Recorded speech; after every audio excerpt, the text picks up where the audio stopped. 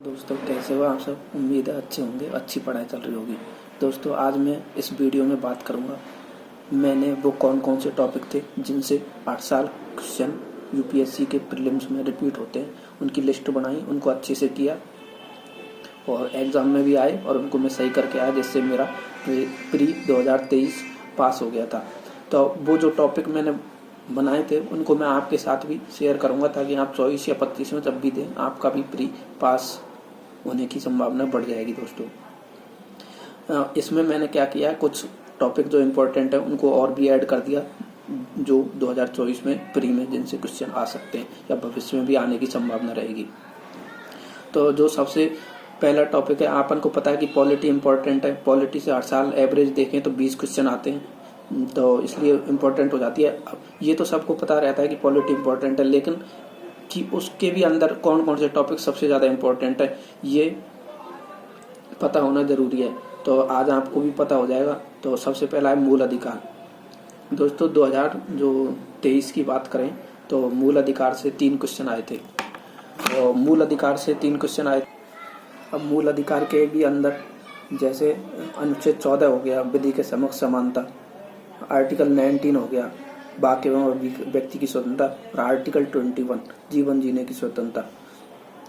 तो दोस्तों ये इम्पोर्टेंट हो जाता है। और अभी हाल फिलहाल में देखें तो आर्टिकल 25 जो धार्मिक स्वतंत्रता से, इससे क्वेश्चन बनने की पूरी संभावना रहेगी। इसलिए मूल अधिकार अनुच्छेद 12 से 35 ये अच्छे से आपको कर लेने, अच्छे से रिवीजन, बार बार रिवीजन करना है इनसे, क्योंकि हर साल लगभग 3, 4, 5 तक भी क्वेश्चन आए इनसे दोस्तों। तो इसलिए इसको बहुत ही सीरियसली लेना है।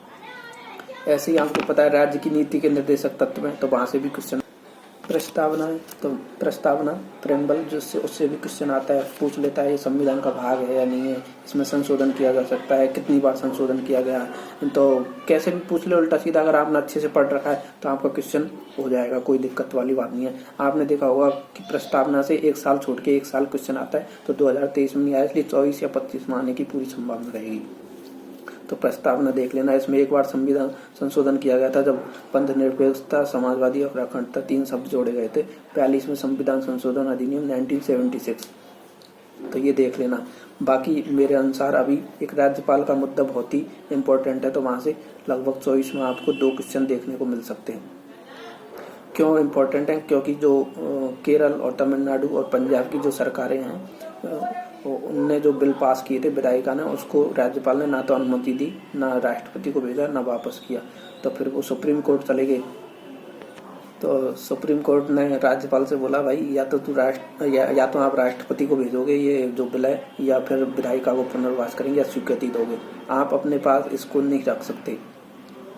तो फिर राज्यपाल ने समझ गया कि हाँ भाई सही बात बोल रहे हैं। तो ये देख लेना, राज्यपाल का इम्पोर्टेंट है।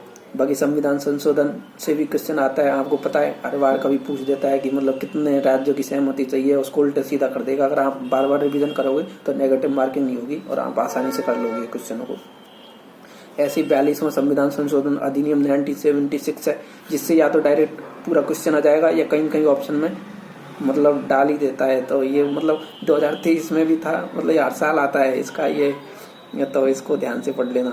एक संसद है, तो वो लोकसभा, राज्यसभा, राष्ट्रपति से क्वेश्चन आया, लोकसभा से कितनी बार क्वेश्चन आ गया, राज्यसभा से, तो इनको अच्छे से पढ़ लेना है। ये हो गया संवैधानिक निकाय हो गया, जैसे कौन कौन सी बॉडी संवैधानिक है। तो पिछली बार भी आता है क्वेश्चन, ऐसा पूछ दिया था कि ये संविधानिक बॉडी है। जैसे इलेक्शन कमीशन हो गया, चुनाव आयोग, अब इस बार चुनाव है तो ये बहुत ज्यादा इंपॉर्टेंट हो जाता है, तो चुनाव आयोग को अच्छे से पढ़ लेना। वित्त आयोग, एक अब ध्यान से सुनना, 14वें वित्त आयोग से क्वेश्चन आया था, 15वें से आया, और अभी हाल फिलहाल में 16वां गठन किया है। तो 24 में बिल्कुल ध्यान से पढ़ के जाना, 24 या 25 में जब भी दो ध्यान से, या तो 24 में देखेगा ये या 25 में देखना ही देखना है, इसको छोड़ नहीं सकते आप। और इसको अपन को पूरा देख लेना कि इसमें क्या अध्यक्ष कौन नियुक्त करता है, कितने साल के लिए रहता है, क्या क्या कार्य है इनके, तो सारे चीज देख लेना एक बार। बाकी कैग भी इम्पोर्टेंट है, कंट्रोलर एडिटर जनरल। बाकी चुनाव तो वाला पूरा टॉपिक इस बार इम्पोर्टेंट रहेगा, क्योंकि चुनाव है आपको पता है। मूल कर्तव्य से आ नहीं रहे, लेकिन देख लेना। दल विरोधी अधिनियम आपको पता है, 10वीं अनुसूची, वहां से भी क्वेश्चन आते हैं, काफी बार आ चुके। 5th और 6th शेड्यूल, 5वीं और 6ठी अनुसूची है, तो ऐसे ही जो अध्यादेश आपातकालीन प्रावधान है तो वहां से भी क्वेश्चन बन जाता है, उनको भी देख लेना। आपातकालीन प्रावधान से हाल फिलहाल में नहीं आएगी ना, आने की संभावना है।